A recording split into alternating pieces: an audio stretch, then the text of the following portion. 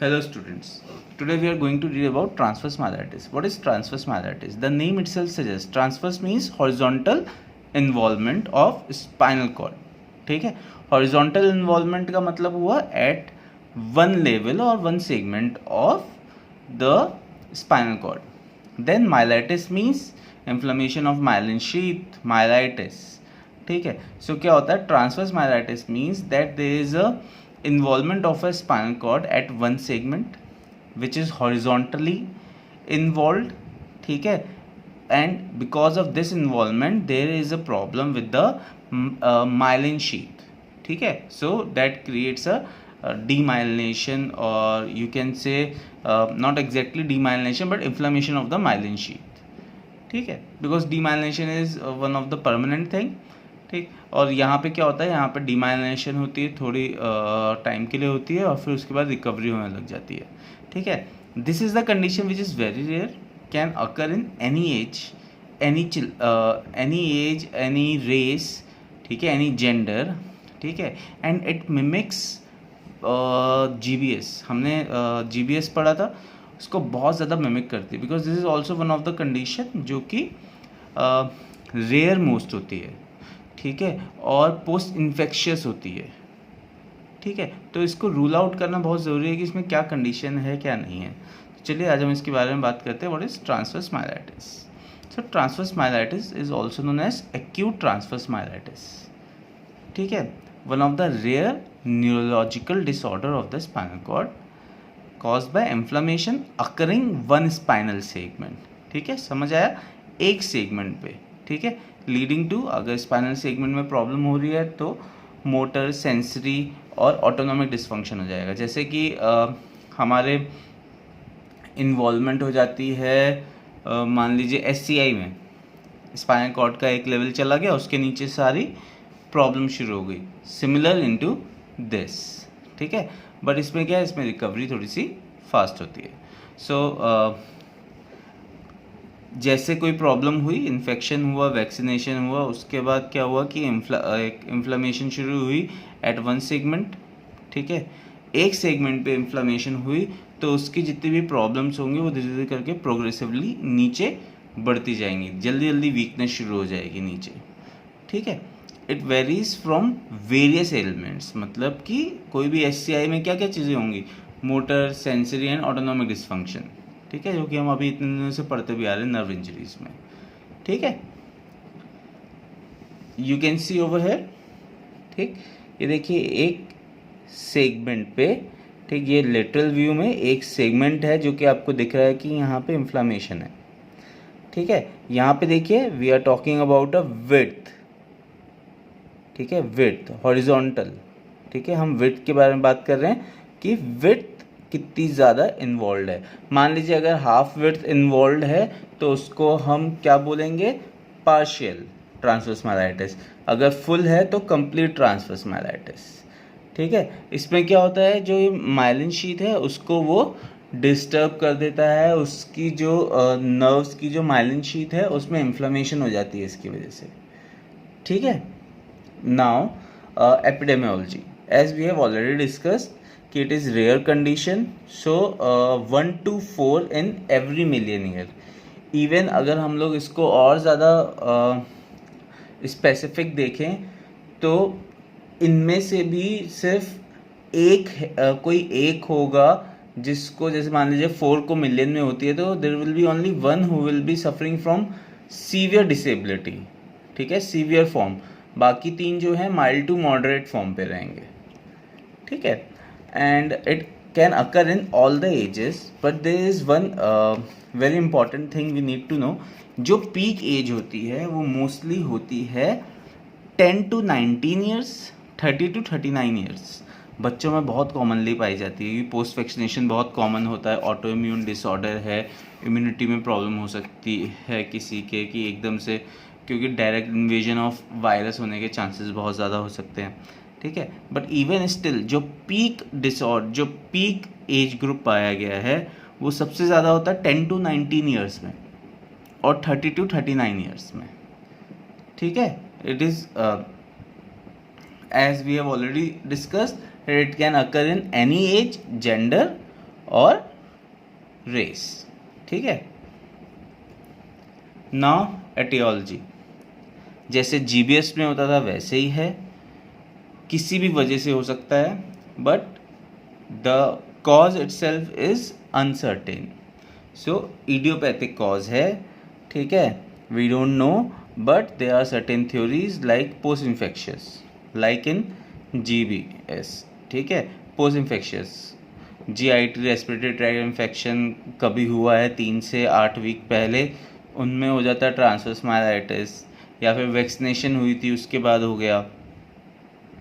कुछ लोगों को ऑटो इम्यून डिजीज़ होती है, ठीक है, और ऑटो इम्यून डिजीज़ जितनों को होती है वो बहुत सारे लोग मल्टीपल स्क्लेरोसिस, एसएलई ऐसी कंडीशंस के साथ साथ पाए जाते हैं, ठीक है, कि उनमें ट्रांसवर्स माइलाइटिस भी है, और ट्रांसवर्स माइलाइटिस के साथ साथ उनको और भी ऑटो इम्यून डिसऑर्डर्स हैं, ठीक है। So any other auto immune disease के साथ वो पाई जाती है, तो दैट इज़ अ थ्योरी कि वो ऑटो इम्यून डिसऑर्डर है। Next third is direct invasion of the spinal cord, कोई भी इन्फेक्शन जो है वो डायरेक्टली इन्वेड कर गया स्पाइनल कॉर्ड के उस सेगमेंट पे, ठीक है, ट्रॉमा की वजह से या फिर किसी रूट की वजह से या कुछ भी, तो वो किसी भी रूट से वो इन्वेड कर गया टू द स्पाइनल कॉर्ड, ठीक। ध्यान दीजिएगा, जो पोस्ट इन्फेक्शियस है वो सबसे ज़्यादा कॉमनेस्ट है इन चिल्ड्रन, ठीक है। चिल्ड्रन में पोस्ट इन्फेक्शियस सबसे ज़्यादा कॉमन होता है। एमएस के साथ मोस्टली जिनको मिलता है वो हमें लेट एजेस में मिलता है, ठीक है। नाउ हम लोग टाइप्स के बारे में बात करेंगे। हम 2 तरीके के टाइप्स के बारे में बात करेंगे। एक तो टाइप हो गया इन्वॉल्वमेंट ऑफ इंजरी कहाँ पे हो रही है स्पाइनल कॉर्ड पे, ठीक है, जैसे हमने बात करी कंप्लीट और पार्शियल। अगर पूरी की पूरी विड्थ, ठीक है, ऑफ स्पाइनल कॉर्ड इन्वॉल्व है, इसका मतलब क्या हुआ कि वो कंप्लीट इन्वॉल्वमेंट हो गई, कंप्लीट ट्रांसवर्स माइलाइटिस है। अगर half of the width is involve या थोड़ा सा पार्ट बचता है तो वो पार्शियल इन्वॉल्वमेंट है, तो उसको हम पार्शियल या फिर near to complete transverse myelitis बोलते हैं, ठीक है। Now progression of the disease. Progression क्या होगा, 2 तरीके का होता है, एक एक्यूट हो सकता है, एक सब एक्यूट हो सकता है।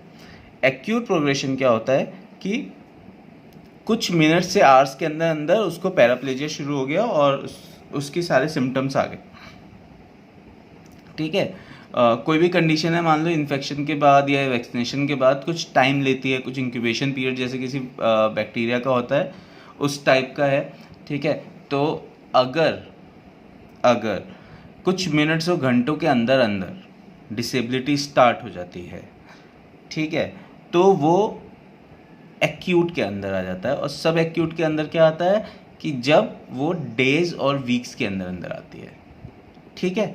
सो 4 to 21 डेज, इसका 4 hours to 21 डेज के बीच में कभी भी हो सकता है, बट कुछ लोगों में बहुत जल्दी उससे भी पहले आ जाता है तो वो एक्यूट के अंदर आ जाएंगे, ठीक है। 4 hours से भी पहले आ गया, किसी में एक दिन के अंदर अंदर आ गया, किसी में 24 घंटे के अंदर आ गया, किसी में कि हमने कल कराया था या परसों कराया था 3-4 दिन बाद शुरू हो गया, किसी में कहा कि हमने इसको कोई इन्फेक्शन हुआ था 2 हफ्ते पहले अब शुरू हो गया। So that comes under the sub acute type, ठीक है। एक चीज़ ध्यान रखिएगा, इस पर मैंने नोट करके लिखा भी है, जैसा ऑनसेट होगा, ठीक है, वैसी रिकवरी होती है, वैसा प्रोग्नोसिस है। मतलब if the progression of a disease is very faster, is very rapid, that means your जो आपकी रिकवरी होगी वो भी फास्टर होगी और कंप्लीट रिकवरी हो सकती है। और जितनी स्लोअर प्रोग्रेशन होगी उतनी ज़्यादा रेजिडुअल पैरालिसिस के चांसेस बढ़ते हैं, ठीक है। Now clinical course. Clinical course means जैसे हम लोगों ने एमएस में पढ़ा था वैसे ही इसके भी कुछ फेजेस होते हैं। ये 3 फेजेस में होता है। इनिशियल, ठीक है, जब हमारा एक्यूट स्टेज होती है, जब सारे के सारे डिसेबिलिटी हो रही होती है, हमारा जो बैक्टीरिया है, जो वायरस है, जो इन्फ्लामेशन है वो पीक पे होता है, ठीक है। उसके बाद आता है प्लेट्यू फेस। प्लेट्यू मीन्स जहाँ पे वो स्टेशनरी हो जाता है, जितनी डिसेबिलिटी हो गई वो वहाँ पे स्टेशनरी हो गई। देन उसके बाद it goes with the recovery phase. So similarly, ठीक है, initial phase is your inflammatory phase. उसमें क्या होता है, उसमें पहले वीकनेस शुरू होती है लिम्स में, धीरे धीरे करके ऑटोनॉमिक डिसफंक्शन शुरू होता है, डैट मीन्स स्फिंक्टर डिसफंक्शन शुरू हो जाता है। इनिशियली जो स्फिंक्टर, अगर हम लोग ब्लैडर के बारे में बात करें तो यूरिनरी रिटेंशन होती है, फिर धीरे धीरे करके वो इनकॉन्टिनेंस हो जाती है, ठीक है। देन प्रोग्रेस करता है इनिशियल में मोटर से सेंसरी लॉस, ठीक है, और ये 2 से 3 दिन में ख़त्म हो जाता है, ठीक है। सी द फास्टर प्रोग्रेशन, ठीक है। Initial inflammatory phase up to 72 hours ख़त्म हो गया, ठीक है। देन प्लेट्यू फेज 1 वीक तक चला, ठीक है। अब इसमें क्या है कि ये जो प्लेट्यू फेज है, इसने एक अपनी, जैसे मान लीजिए ऐसे मेरा आया इनिशियल फेज यहाँ पे 2 से 3 दिन तक, ये प्लेट्यू फेज 1 वीक तक चला, ठीक है। उसके बाद ये recovery phase, and recovery phase takes time, ठीक है, क्योंकि मोटर प्रॉब्लम हो गई है, सेंसरी प्रॉब्लम हो गई है, so it takes time. So around 4 to 6 months there is mostly complete recovery can be accepted in case of transverse myelitis, ठीक है। सो नाउ ट्रांसवर्स माइलाइटिस के बारे में बात कर रहे हैं तो यू कैन सी कि जैसे हम लोग SCI में बात करते हैं कि कहाँ पे इंजरी हुई है, उसके हिसाब से क्या क्या उसको प्रॉब्लम होगी, ठीक है। सो C4 पे इंजरी है तो मतलब टेट्राप्लेजिया हो गया, ठीक। C4 पे इंजरी है तो मतलब क्या हुआ, डायफ्राम इज ऑल्सो इन्वॉल्व, तो मतलब उसको मैकेनिकल वेंटिलेटर की ज़रूरत पड़ेगी ही पड़ेगी। You remember 3, 4, 5 keeps the diaphragm alive, है ना। देन C6 पे इंजरी है तो भी टेट्राप्लेजिया है, बट यहाँ पे उसको उसकी ज़रूरत नहीं है मैकेनिकल वेंटिलेशन की, ठीक है। T6 लेवल पर है तो मतलब कि there is involvement of only lower limb, so it will be paraplegia, ठीक है। अगर उससे नीचे इन्वॉल्वमेंट है तो it is also into a paraplegia. कभी लंबर पे इन्वॉल्वमेंट है सो पैराप्लेजिया और सिर्फ लेग्स इन्वॉल्व होंगे। So we need to settle down all these things, ठीक है। So now clinical features.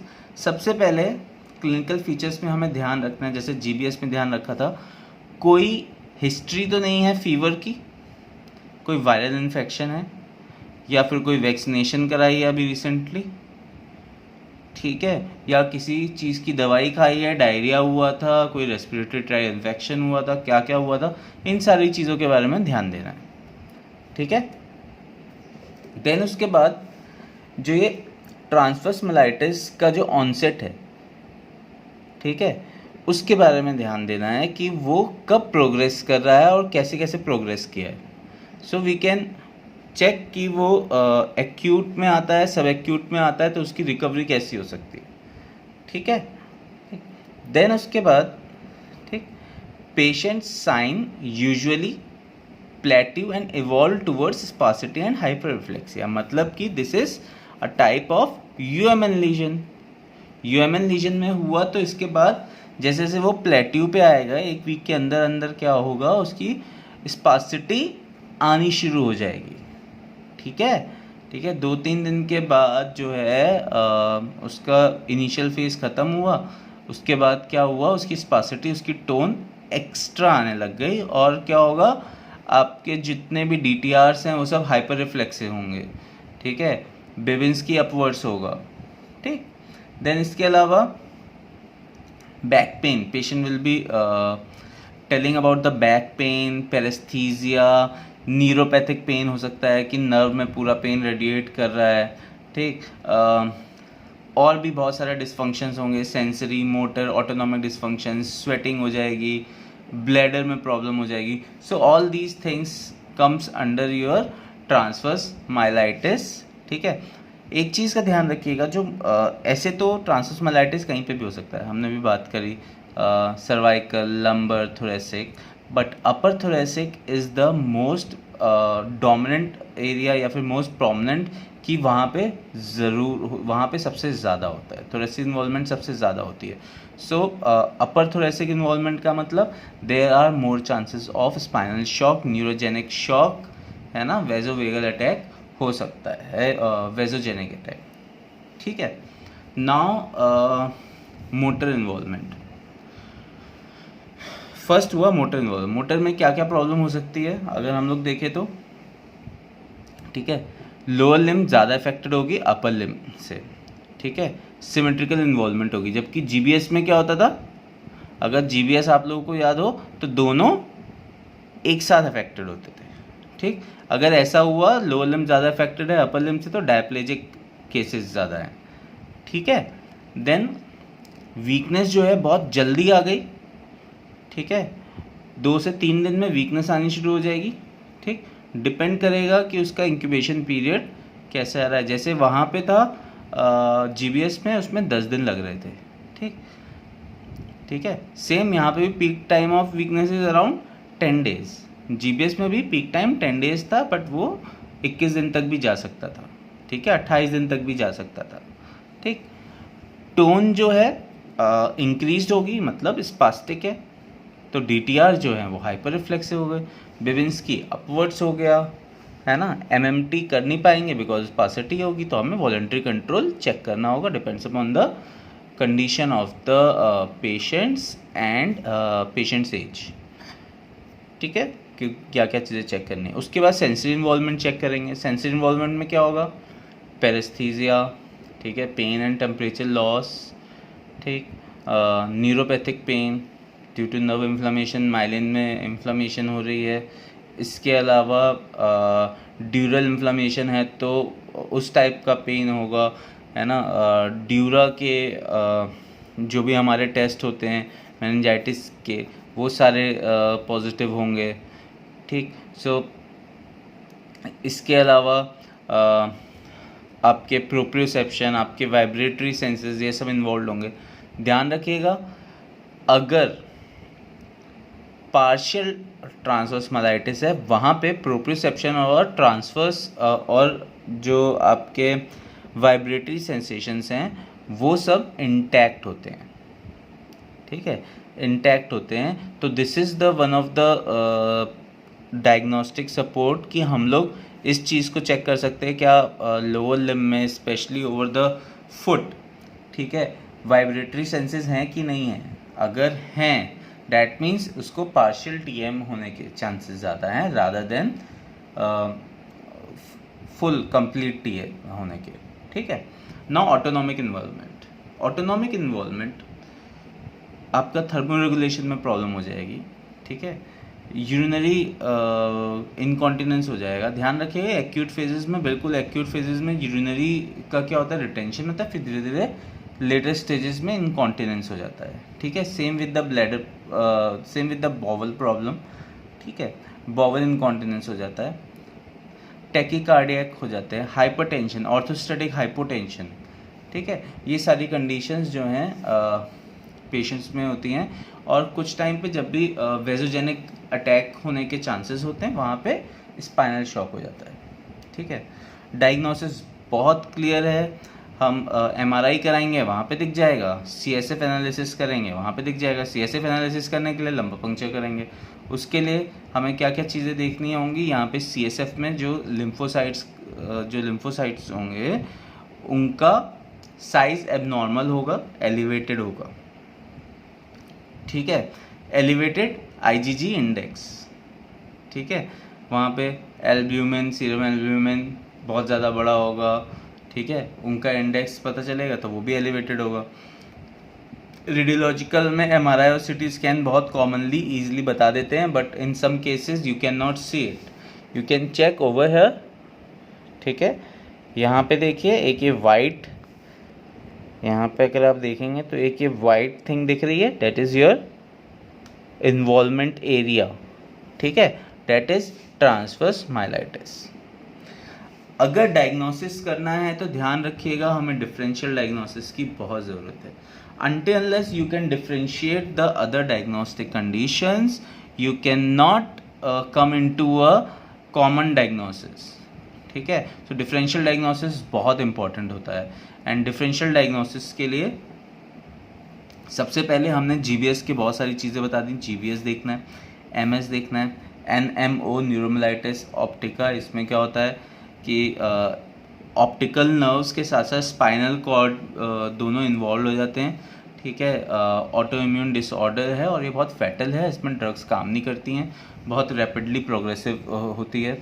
Disc herniation, कहीं पे किसी को फ्रैक्चर हुआ या डिस्क हर्निएट हो गई, स्पाइनल कॉर्ड सिंड्रोम्स आ रहे हैं, ड्यूरा में सिंड्रोम्स आ रहे हैं, ठीक है।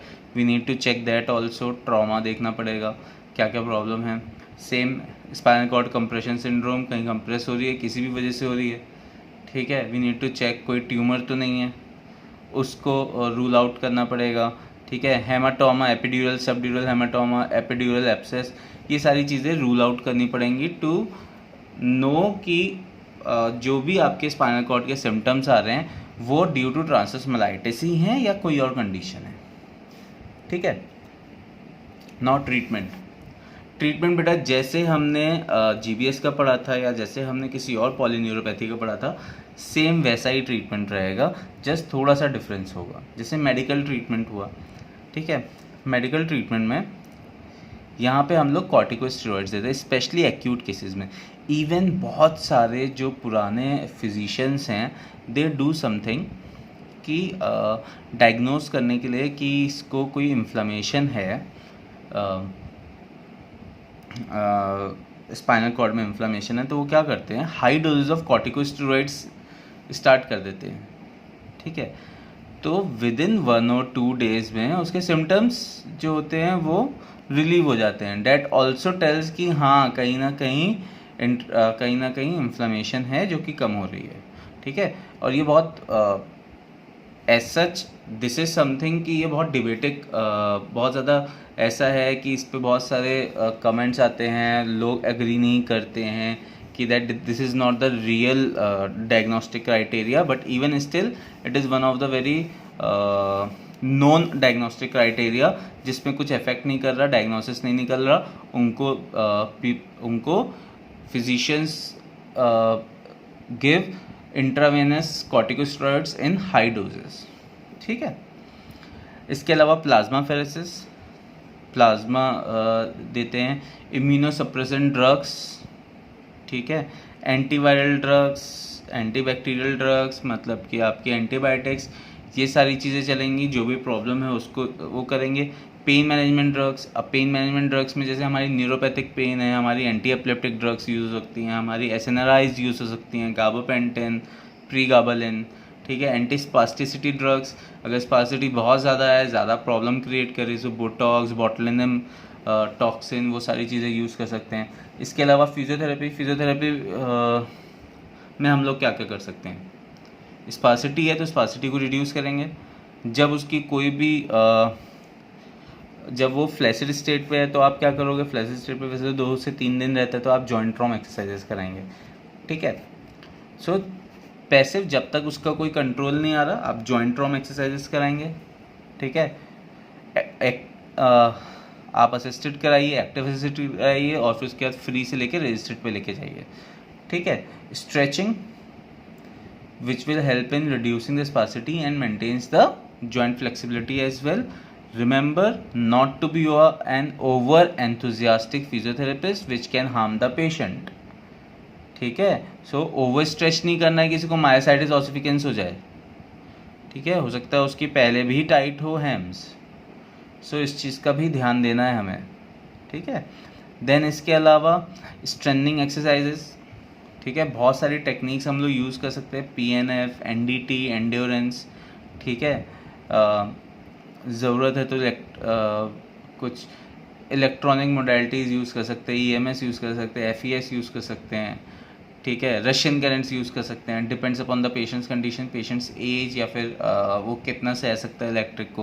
तो ऐसे बहुत सारी चीज़ें you can do for the patients, ठीक है। फिर उसके बाद रीलर्निंग टेक्निक्स, जो चीज़ें हैं, MRP हो गया, FES हो गया, mat activities, task oriented training, कि उसको सिंपल टास्क कराना है, बच्चा है, he is not well oriented with your exercises, तो आप क्या कराएंगे, आप उसको कुछ जो वो ईजिली कर सके, जिसमें उसकी हॉबी हो, आप ऐसे कोई टास्क ओरिएंटेड करा सकते हैं, पैकबोर्ड एक्टिविटीज़ करा सकते हैं, ठीक है, ड्राइंग करा सकते हैं, उसको कह सकते हैं कि यू नीड टू एक पॉइंट बना दिया, इसको टच करके दिखाओ मुझे, ठीक है। ऐसे बहुत सारी एक्टिविटीज़ हैं which you can ask the patient to do, ठीक है।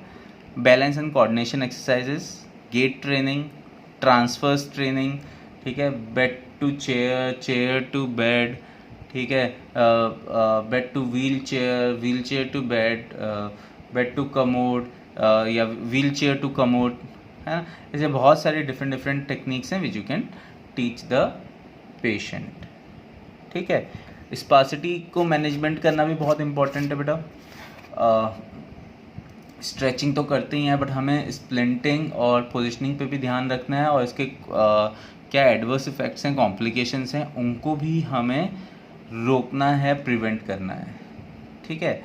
सेंस इंटीग्रेशन टेक्निक, सेंसेशन नहीं है तो फिर रूट्स अप्रोच यूज़ करो, आइसिंग, स्ट्रोकिंग, मसाज करो, ठीक है। और पेन रिडक्शन में which can be manage by several modalities like TENS, EMS, etc. You can use it, depends कि उसकी सेंसेशन कैसी है, ठीक है।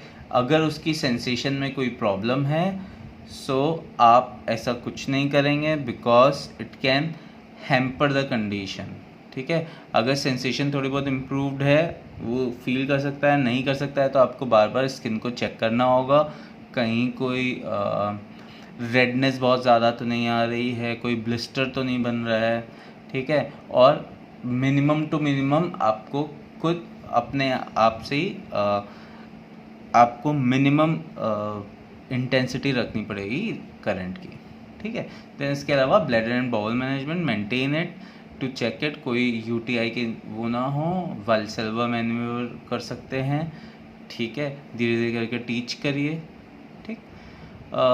It was all about transverse myelitis. I hope आप लोगों को समझ आया होगा। एक मैं यहाँ पे आपको लिंक भी शेयर कर रहा हूँ, आप इस लिंक को देखिएगा, बहुत अच्छा लिंक है and can help in understanding the pathophysiology of transverse myelitis also. Thank you.